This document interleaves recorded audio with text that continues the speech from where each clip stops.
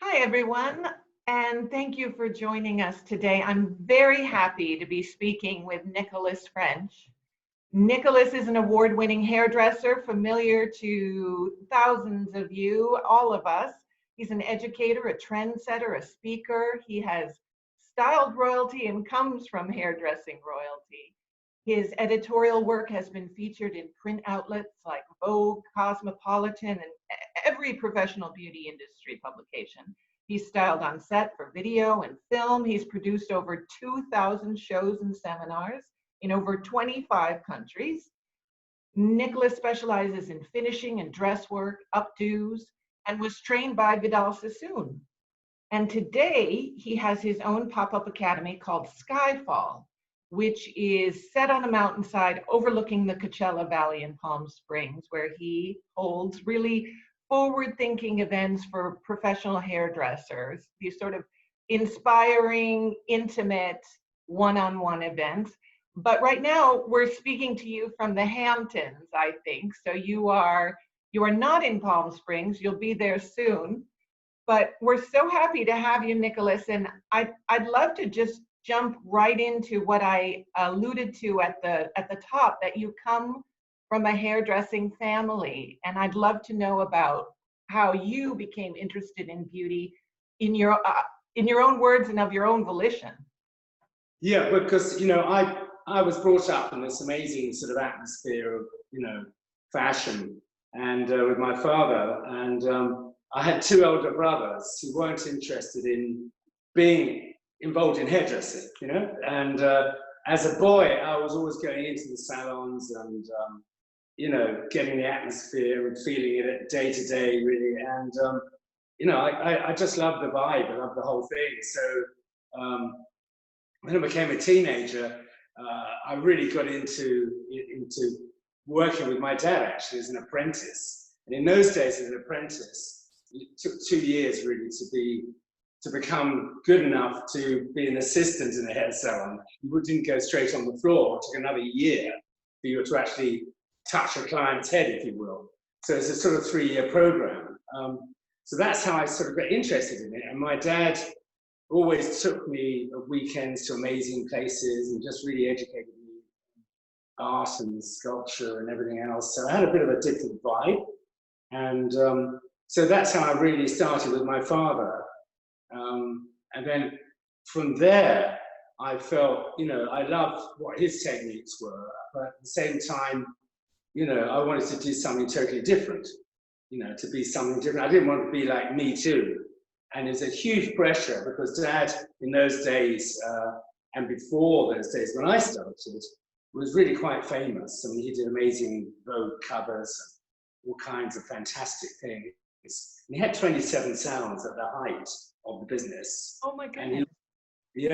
And he actually had professional shampoos and foams and colors and stuff. And he actually invented the little hotel bottles that you see in the hotels, shampoos and soaps and all that. So it was quite a big business. It all fell apart at the end of the day. But in those days, which was the sort of late 60s, I felt I wanted to learn something new. So after him, I really walked across the road to Vidal Sassoon's, which was in Bond Street, which is in the centre of London. And my dad was in Albemarle Street, which is the next street. Cork Street, rather, which is the next street, which was full of art galleries. And my dad was the only salon in that street, apart from art galleries, And so I went round to Vidal Sassoon's, and I couldn't really do cutting like they cut. So I showed them some drawings I'd done in an architect's case of what I felt where hair should go to. And they sort of knew I was the son of Freddie French. At that time, big news, right? And so anyway, they phoned up my father and said, look, your son's around here interviewing. What do we do? He said, I'll never speak to my son again. And so I worked there for £10 a week. And I left home.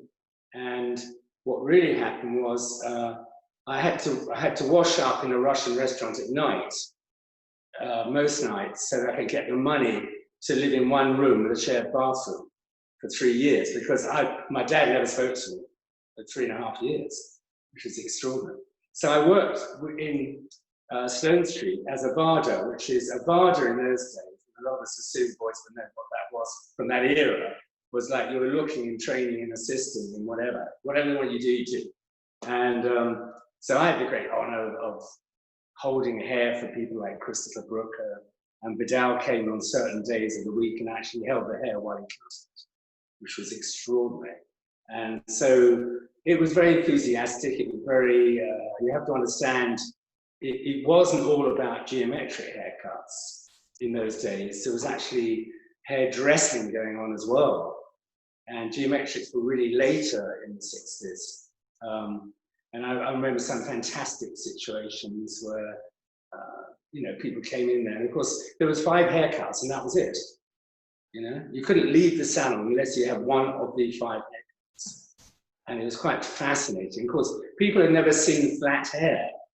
So all the women were crying and freaking out because they had this flat little head of hair, you know, with fringes and things. And oh my goodness, it was like it was quite an extraordinary experience living through that era. And because I had a really sort of old-fashioned educated voice, you know, and presence, because my dad, although my dad couldn't ever write, he only could sign his name, he had his voice changed by an elocutionist, so he had a posh voice like mine, because, you know, you guys, in those days, unless you had a voice like mine, wealthy women wouldn't let you touch their hair because you came from the street. It's all reversed now. You know? I did a show in London a few years ago for Denman hairbrushes, actually, and my dad helped invent the Denman hairbrush. And it was brilliant because the MC came out, and instead of having a voice like mine, he says, "Oh, we got this guy from America, he's English, but he's got really cool techniques." I thought, oh my goodness, you know, my dad spent all his time sending to the school for this voice, and it's all reversed. And in fact, he went, when Vidal Sassoon went for an interview when he was 17 to my father's salon to join him. He was 17, right? And it's a very luxurious grand salon overlooking Hyde Park and where Buckingham Palace is and all that, with a big balcony, you know, with clients set outside. Amazing place. And my father said to Vidal, you know, you have to do hair the French of London way. And you've got your own ideas. So it's not going to work out. But I'll give you a name here, and you turn the name around, visit this lady and have your voice sorted out, because you will never be able to do rich people's hair. And so he actually, Vidal went and had elocution classes. And that's why I have this wonderful speaking voice, you know. So when it came back to the chase, I worked at Sassoon's, and after that, again, I had this sort of travel urge to seek out different things. And in those days, hairdressing was really 3 different trainings. It was the French way of, not Nicolas' French way of doing it, the France way of doing hair, the Italian techniques, and the British techniques. Okay? And so there were 3 distinctive ways of doing hair, which one had to really learn to move forwards. And I remember Vidal saying in his book, I used to watch my father, Freddie French, working at the Polytechnic, is a place where hairdressers would gather on Thursdays, and you could watch hairdressers work and demonstrate, and you could actually ask questions. And Vidal said in his book that I really got angry because when Freddie French came on, people used to laugh. Hairdressers used to laugh at him because hair actually moved. And they hadn't seen hair moved in the late 30s. So it was all sort of very set. And he had hair that moved like fabric. So that was very interesting that Vidal's influence came a bit from my father. And then after the war, which was 7 years, my dad had to rent a salon out after the war. Then Vidal went into doing slightly different things with hair, but that was preempted by a man called Raymond, who did the first geometric haircut with tiny shears.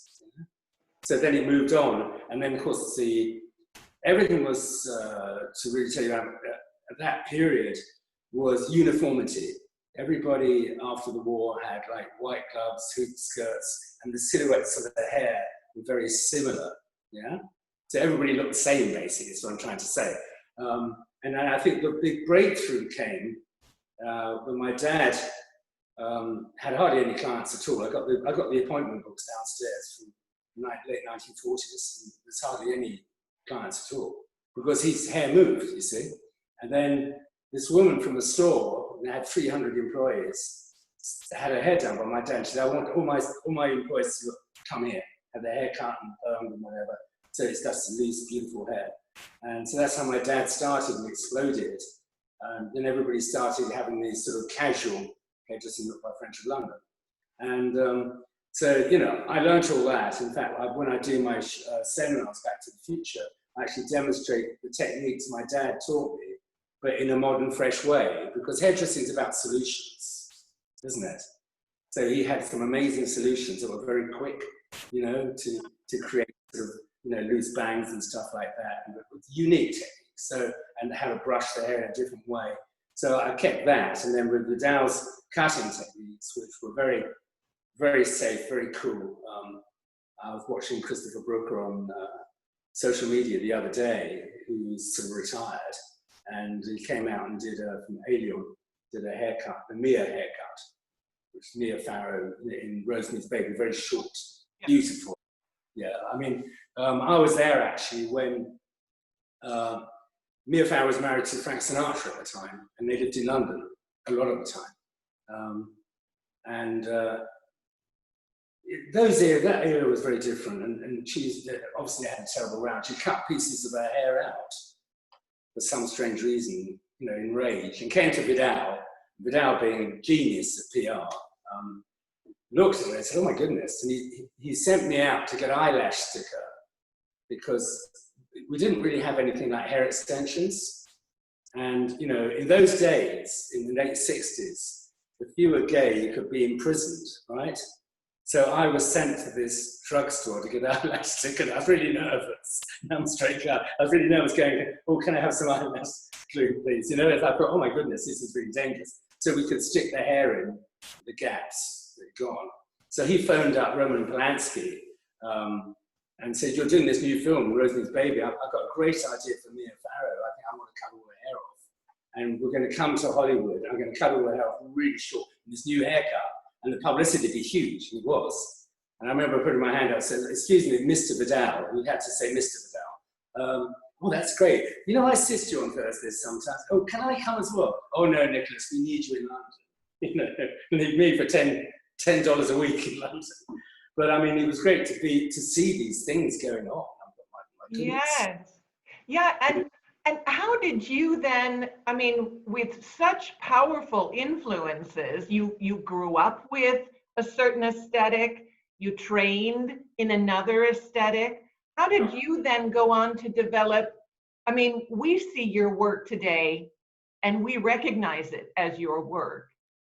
But then you continue to sort of evolve, and but your eye has to be trained a certain way. How did you develop your own point of view? Well, it was very interesting because whizzing forwards, I went to Canada for a short period of time, worked with Bruce Crescendo with the Sassoon hairdresser, and then I came back and I worked with a great guy actually called Derek Rowe, who had all these very affluent clients. You know, in fact, I don't know if you can see, I'll just show you. This is actually the real magazine in this thing. If you look very closely, this is a Cosmopolitan magazine from 1971.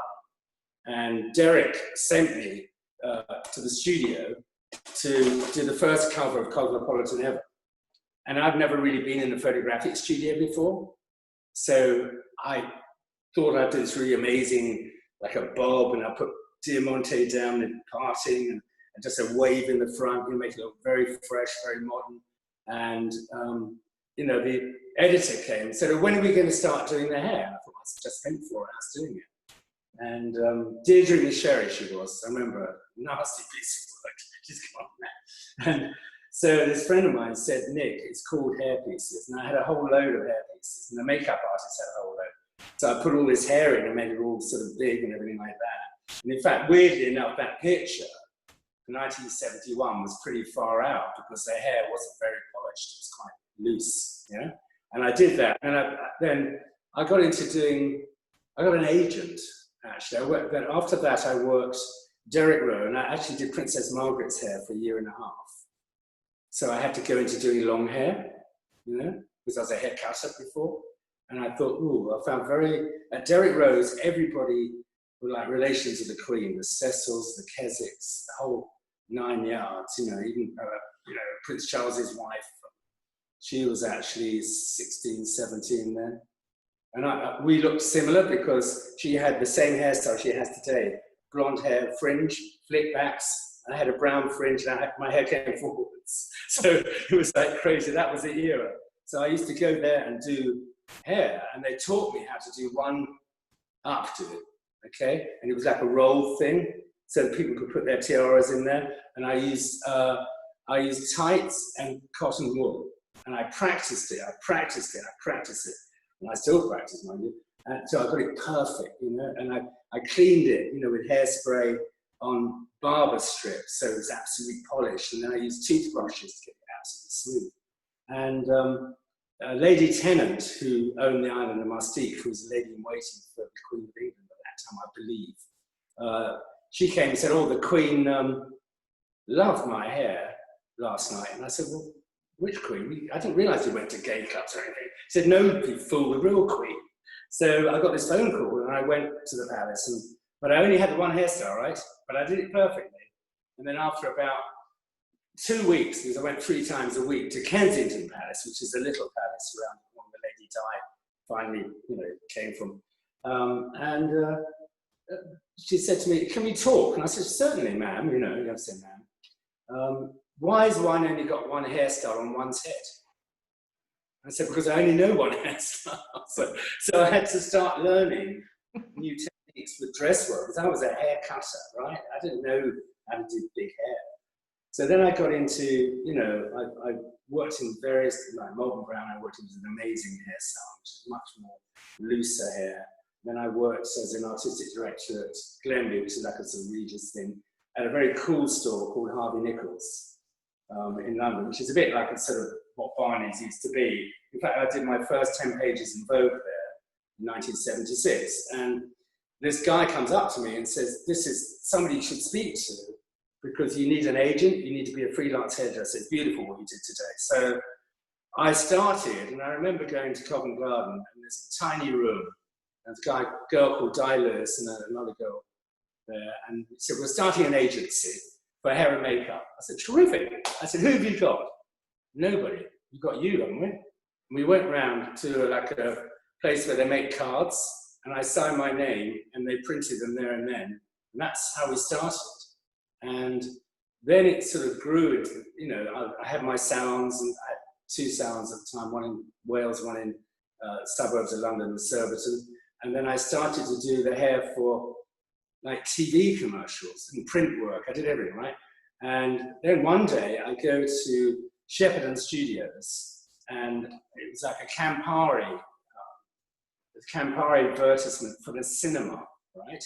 So it was a big party scene, so I did all the hair. And in those days, it was film. So you had to go at 5 a.m. the next morning and review the film you shot the day before, yeah? So they could say if they want to adjust the lighting or adjust anything, the wardrobe, the hair, they'd redo it. And not like now, so we'll do it in post, we'll do it in post, we'll do it in post. They can do anything now. You couldn't do it in those days, and also it was too expensive. And so imagine this sort of viewing room. I'm right at the back, you know, because I'm just like a junior person in the studio. And the director said, after about 30 seconds, it said, where is the beep, beep, beep hairdresser? So I went down these stairs. I was like sweating like a farm dog, you know, unbelievable. So I went down these stairs and sat on the stair. And the director said, look at their hair, it's an absolute mess. And I said, but it didn't look like that when I did it. You know, the makeup artist was with me. He said, it looks an absolute mess. You didn't pay attention to the fact that we have 5K quartz lights, which are live fire lights. You know, they're quartz, and they'd set in the light. And we had a little bit of scrim, which is a little bit of, you know, diffusion, but, you know, it went right through the hair. So you have to fill the hair in those days, so it didn't go through the hair and look like, oh my goodness, you know, it looks like a huge sun behind it. It's terrible. And he said, how long have you been doing this, Nicolas? And I looked at my watch and I said, 1 day and 37 minutes. I've never done film before. And he said, right, you stick with me every day, bring your artist down. When you've just finished, bring her down. I don't care what's going on. I'll set up a special area so we can look with a light to see what her hair looks like on film. You're not in a studio now, not in a trendy photographic studio. So I did that, and I worked for that gentleman for over 11 years. His name was Ridley Scott. And I worked with some amazing directors, because all these directors make these amazing films, like Ridley Scott, like Adrian Lyne, like all these sort of incredible directors came, and Tony Scott, the late Tony Scott, was brilliant. And they came from advertising agencies. And Ridley Scott was actually an illustrator. And I've had the honor to see the film Alien, and every frame was actually drawn by Ridley himself, because that's what he used to do. Because a lot of the advertisements you see in the sort of 60s, late 50s, Vogues and things were actually drawings and illustrations. And so he came to London and said, I hate these TV commercials, they're awful. So he started just paying directors who had a union ticket till he could get his. And then he got into commercials, and the rest is history. I mean, his films are amazing. Wow. You know, so that looking through a camera, like a Panavision camera, you think, oh my God, I thought their hair was perfect. No, it's not. So you have to learn how to look at hair in a different way, how to polish and finish hair in a different way. Also get a consistency and a continuity, because it has to stay the same for days. So that kind of training was very, very helpful in making me more disciplined, and and visualizing, conceptualizing, and expediting these looks. And often it was like, I remember that they said, Nick, we want the hair in the shape of a bird, a tap, and a cactus. And I thought, ooh, how am I going to do that? I said, oh yeah, I can do that. See, no problem at all. So well, somebody's messed it up, Nick. They've used chicken wire and stuff, and you look terrible. But we need to do that because it's a shampoo ad. It's frequent wash with a tap, flyaway hair with a bird, and like brittle, broken hair with a cactus, and then it diffuses into these beautiful Omani girls and boys with fabulous hair through a waterfall or something crazy, right? So that was their idea. It was like a nightmare dream, and they wanted to make this TV commercial. So at the other end of the dream, you saw this beautiful hair, beautiful girls and boys and whatever. And it's a shampoo ad for, I can't remember, Alberta, somebody. And I thought, how can I do that? So a friend of mine said, I rang up everybody. And in those days, hairdressers were really supporting hairdressers. I said, I haven't got a clue where to start. So go to the people who make these toy aeroplanes out of balsa wood, find a sculptor who can do balsa wood. So I sculpted, I had sculpted balsa wood in the shapes of the tap, cactus, and the bird. And then I put the hair on, then I baked the hair in a wig oven, which is like a big tin oven, like a cupboard. In the old days, he used to bake all the wigs. And I went to do the commercial. I had all the hair colored by Daniel Galvin, as a genius, because I had money, so I could say, I'm the best colorist or the best this, do it. And we went to shoot the commercial, and they said, hang on a minute, cut. That bird is scary on the top of that girl's head. I've got the wind machine on it, and it looks like it's a real bird. I said, well, that's what you wanted, isn't it? And it was really weird, because I left the hair to fly around, So then I got recognized. In the meantime, I had my salons, I was doing clients and everything else, and then I was running to the studios probably 10 times a month to do these things. Then I got recognized as doing special effects, and it became crazy. Then we're going into the punk era, and oh, you want to do a punk dog, Nick? I thought, this is crazy. So I did a punk dog, and I did most of the punk commercials in the 80s. I did the hair for. Huge, great commercials, and I had wonderful wig makers I worked with. So I learned how to make wigs, on my journey, make the mohawks and stuff, all hand laced, and it went on and on and on and on.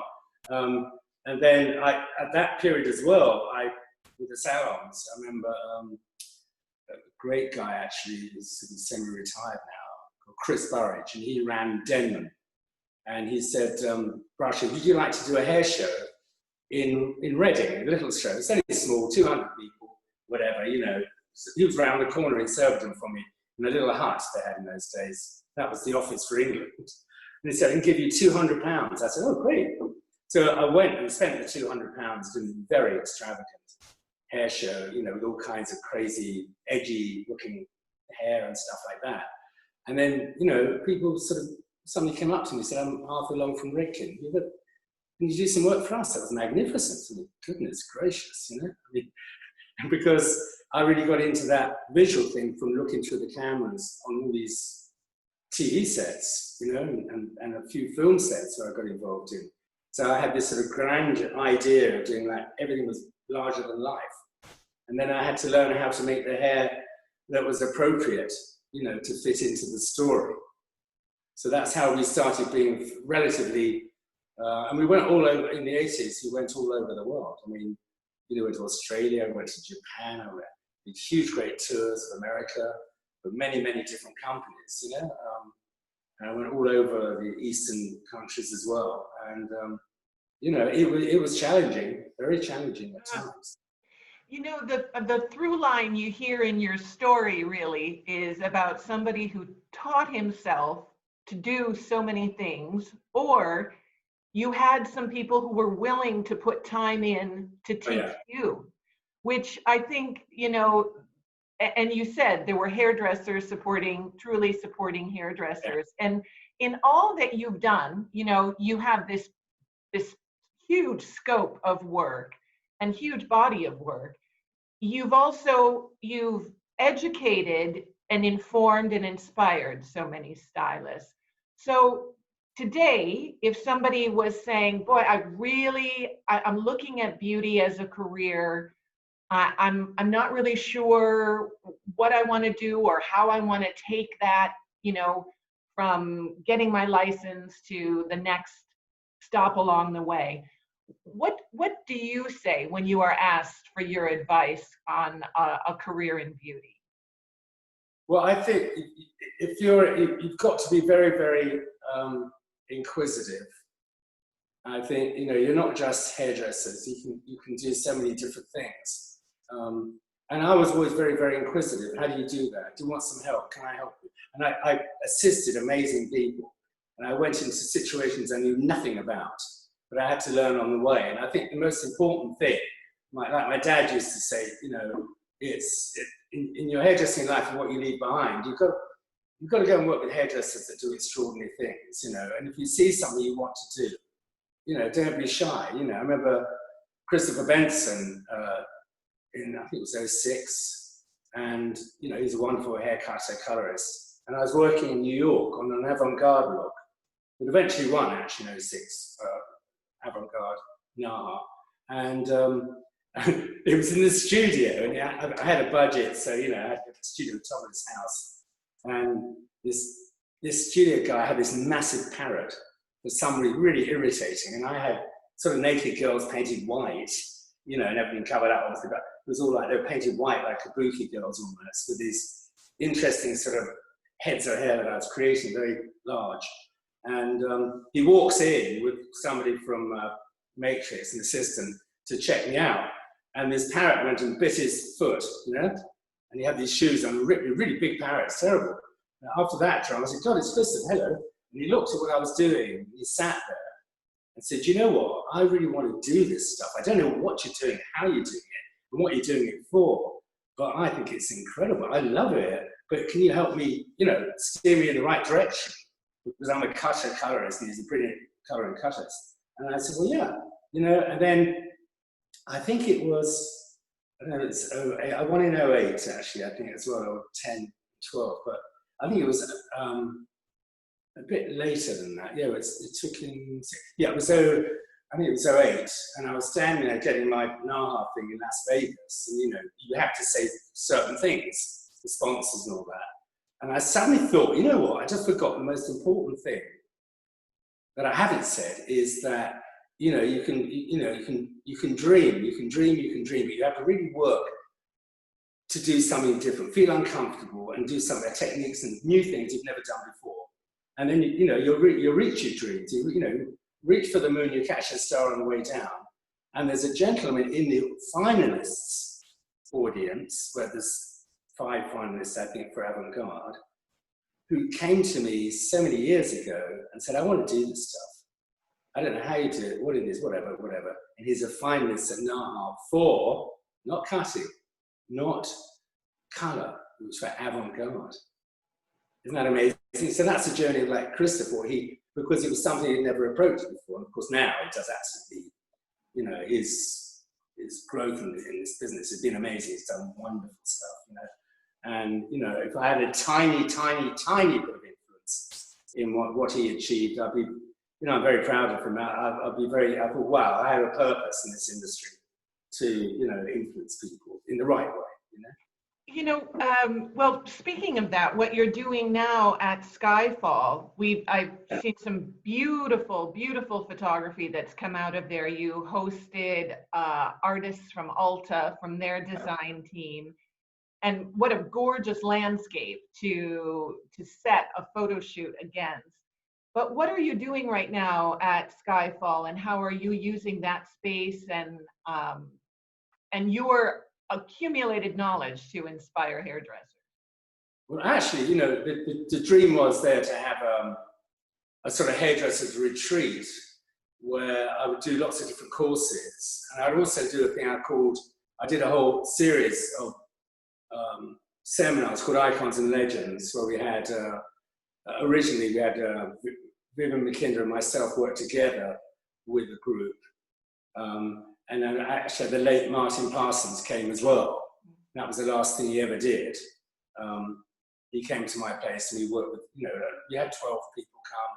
And it's just a fabulously, you know, you're not in a hotel, nobody's trying to sell you product. It's all about you. And you have all these different courses you can come to. And it's very laid back, very relaxed, and very creative atmosphere, you know? And that's really made the difference. And I think if you look at the evaluation sheets that I have, it looks like I've written them myself, you know, because people think, oh, it's fabulous, you know, and it's away from everything they have to do. They've got salons and, you know, the whole client thing. It's just you're in a different zone, you know, and I think that's important. Education, you have to open your mind up, and to do that, you have to relax, you have to have fun, you have to feel good about yourself, and, you know, be able to soak in all the information, because there's a massive amount, you know. And I think that's the most important thing. That's why Carol and I very bravely 6 years ago bought this mountainside 1963 sort of iconic home, really, which converts very easily into sort of seminar center. It's a lovely place, very open space, and you know, it's a beautiful place to work in, and everything in there is very sort of sculptural and creative. You know, it's like and the mountainside behind it is extraordinary. You know, and that's when Ulta came last year, and ironically, with 2 of their teams, they had the Pro team, which is from all the different companies. You know, they had the Pro team, wonderful hairdressers in there, you know, fantastic hairdressers, and then they have their other team, which goes around the stores training, which is a young team of 18 people came. So what I did, the first day, I really trained the 18 girls and boys, who were fabulous actually, and gave them an insight into my career and showed them technique all day.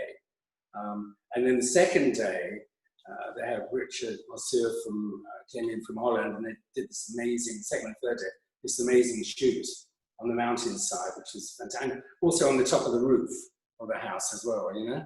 And the house is set right on the top, and it's actually above one of Barry Manilow's estates, you know? So we're right up high, so you can see 180 degrees around famous houses and stuff like that. So it's pretty cool. But, you know, and it was really great because I had Nick Stenson, who's the VP of, you know, of Ulta, who, in fact, he told me a story, and I thought, my goodness. He's talking to the staff, the team, and he said, you know, when I was 16, I was in the audience in the Midwest show, and I saw Nicolas on stage working. I thought, my goodness, one day, hopefully, I'll be on a stage or something. And I had an assistant who was all over the place, bless her, whatever. And I said, excuse me, are you interested in doing hair? And he said, yeah. I said, well, come on stage and hand pins up or do something, you know. And he said, I was on stage with Nicolas French. Oh my God, that's fantastic. And I forgot that story, totally forgot it. And he told the group, And then Ammon Carver, I met when he was 19 in Salt Lake City. And I was doing a couple of shows there and a seminar. And he was there in the salon. And I'm prepping. And he comes up to me at 11:30 in the morning with a glass of red wine. It's pretty rare in Salt Lake City in those days. And I said, what's that for? He said, oh, they said you like red wine. I said, not now, later, after 6. And I showed him some videos of what I've been doing with avant-garde hair in London, Chicago for the Alternative Hair Show, which is pretty out there. I did 11 of those shows to raise money for leukemia. And I showed him all that and talked to him. And then I got him, I said, you do the most beautiful highlights I've ever seen. Absolutely, your hands are like God. So tomorrow we're in a hotel called the Monaco Hotel. I'd love you to just show, just show the way, how clean you are, you know, and whatever. And just tell them the formula of what you did. And I'll be there, so I'm going to set you up for success. Don't worry. He said, but I've never been on stage before. I've never seen it. No, don't say anything. Just do the formula. So we go and do this, and it's an awkward room. It's very narrow. We had about 200 people. You know, one of those things you think, oh, God, threaten my voice, whatever. So he brings on this beautiful model, you know, and I'm working along beside him. So, oh, this is Ammon Carver. He's working this out. He's doing some work with Matrix at the time. It's absolutely stunning. He's 19. You know, he actually came from a background of horse training. He was a horse trainer, racehorse trainer. You know, one of those guys rides around at 5 in the morning. Amazing guy. And anyway, so he does the, you know, the tinfoil. How beautiful is that? That's the way you could be clean, this and that. And he brings out the formula, which he'd forgotten. And the model turned around and said, no, that's not my formula. In front of all these people, this is a formula. And I said, all right, stand up, darling. And I gave her a bit of a hug. And I said, you know what, Ammon, come over here. This model will never work in the show with L'Oreal ever again. You know, she made him embarrassed. I made her embarrassed. And Ammon had a red face. And I said, don't worry about it. That kind of stuff happens all the time. And then we went to do a show in an amphitheater, you know, in the round in Salt Lake City, where they have stage plays, you know? And so what I used to do was, I was the show, you know, whatever, another guy next to us, we were working together. Then I'd bring on all the backroom team and get them to do something, you know, safe with hair. So the hairdresser says, oh, my goodness, I want to be like that. I want to be on stage with Nick and all that. That's fantastic. They're just assistants, you know, and they've never been on stage again. So unfortunately, and what happened was the play of that time was The Diary of Anne Frank, okay? And I said to the people at the theatre, I said, you're going to be taking all this stuff off, aren't you, off the stage? He said, no, you can't take anything off. And so everybody's in the round looking down at this stage. And where they were hiding, because you know the story about Anne Frank, they were hiding in this particular play was under a plexiglass screen on the floor, so you could see down that they were hiding, and then people were like coming in, whatever, you know. And it's a clever idea. And I've got everybody lined up, all my assistants, the backroom team, Ammon included. I said, right, 99% of the hair's done. I'll check it, I'll help you. So it looks beautiful on these models, right? And all you have to do is just, you know, finish it off, and there's no pressure, yeah? So we're really nervous. You imagine that. I remember my first time on stage was ridiculous, yeah? And so they're really proud. They've got the best clothes on, they've got some model dress, everything's ready to go. And I said, ladies and gentlemen, we're now seeing the depth of our artistic team and the depth of our company, because we have people of 18 and 17 been helping us backstage, and they have a dream to be on the stage. So I'm going to bring them on, they're going to finish off these sets of hair. And they all came on with all these models, but what I forgot was the plexiglass floor, so all the hair stood up on end with electricity. So it looked like that, you know, but I said nothing, right? I just went helping people. And afterwards, people said, that's really cool. How did you get that hair to stand on end? You look terrible, I thought, but you know, that's life, and that's how you find people.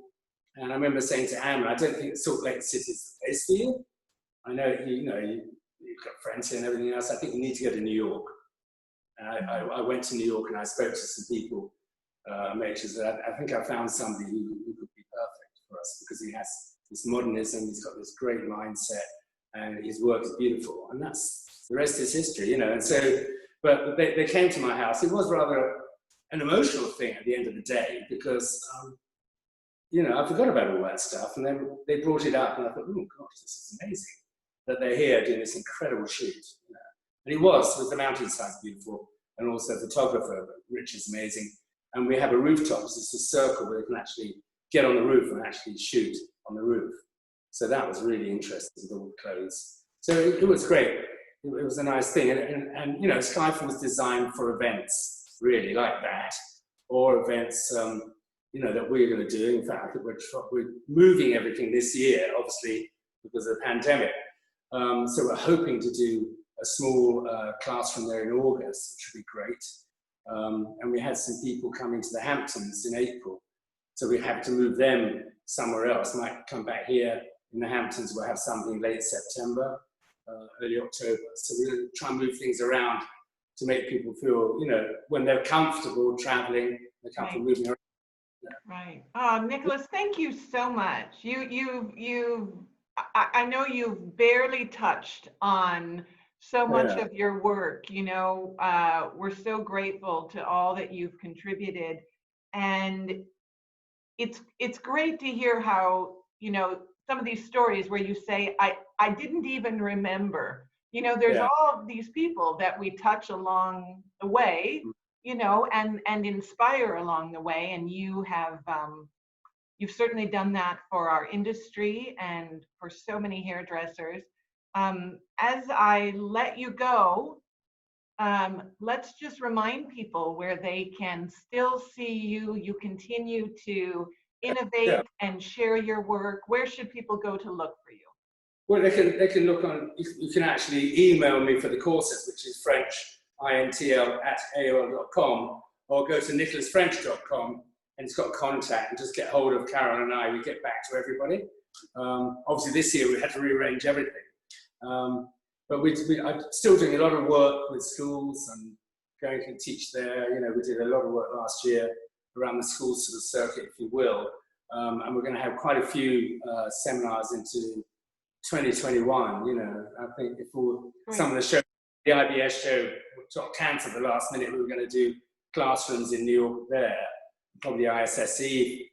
That happens in January and all this. So we'll be at the shows, and we're starting to sort of build again, you know, because I actually don't work. I had 24 years, which was amazing at Matrix, but now I'm independent. So a lot of people still think I'm with, you know, L'Oreal, which I was there for a lifetime. So I'm independent now, so I can work for anybody really. So it's great, and a lot of interesting people have called me. We did a lot of shows last year for other companies, just individual shows, because it's about education. It's like I said before. You know, my dad always used to say to me, Nick, it's not really what you're doing today sometimes, it's what you leave behind for other people to take forwards. And that's what we really got to start not being, you know, I've never really been of that ilk. That's why I was probably at Matrix for so long, because he always say, Nick gives everything he's got. You know, he shows you something. It's not a secret, because he shows you how he developed it, how he started it, and shows you the whole journey. Because, you know, the important thing is, as a last comment perhaps, is that you've really, you know, hairdressers today, there's a lot of fast fame flying around, you know, and hairdressers today think, ooh, I can take the elevator to where I need to go to. And no, you need to take the stairs, you need to take each step and just accumulate all this information. Like I said, it's all about solutions. When you come back to reality behind the chair, you know, you pick a head of hair up and you look at it and think, what am I going to do with this? You know, whereas I can look at it and think, oh, I've seen this film before. I know how to approach the hair and what we need to do. You know, it's like, so you have to get a lot of knowledge. It's called the knowledge. It's like to be a taxi driver in London takes you 2 years to learn every street on a Lambretta with a map, and you have to take an exam. You know, I got into a taxi in New York, and I said, can I go to the Empire State Building? Where's that? It's like, that's the difference. You know, it's called the knowledge, actually, in London. 2 years. And then you can be in the end of nowhere, 4 in the morning. I want to go to Elveston Place or somewhere, and they'll take you straight there. Because one of my relations is still a taxi driver, and it's like amazing, you know. And I think that you've got to take the stairs and learn up. And if you see something you like, ask people, how do you do that? What, you know, how did you do that? What were you thinking? You know, how do you get it? You know, the most difficult thing is getting the idea and to be able to self-start your creative engine. If you can do that, which is pretty tough, then you can really approach most clients, most events that you want to put together. It's all photo shoots or shows, whatever you're going to do. It's just, how do you create, you know, how do you self-start your creative engine? You know, oh, Nicolas, thank you. Thank you so much for sharing your knowledge with us, and be well, and we look forward to seeing you again soon.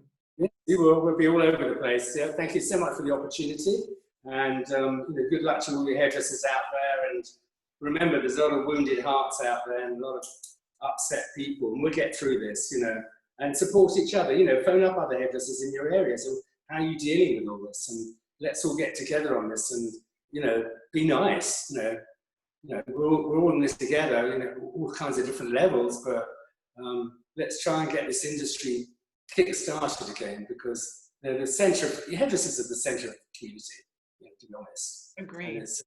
You know, so good luck, God bless you, and thank you very much for having me. Thank you.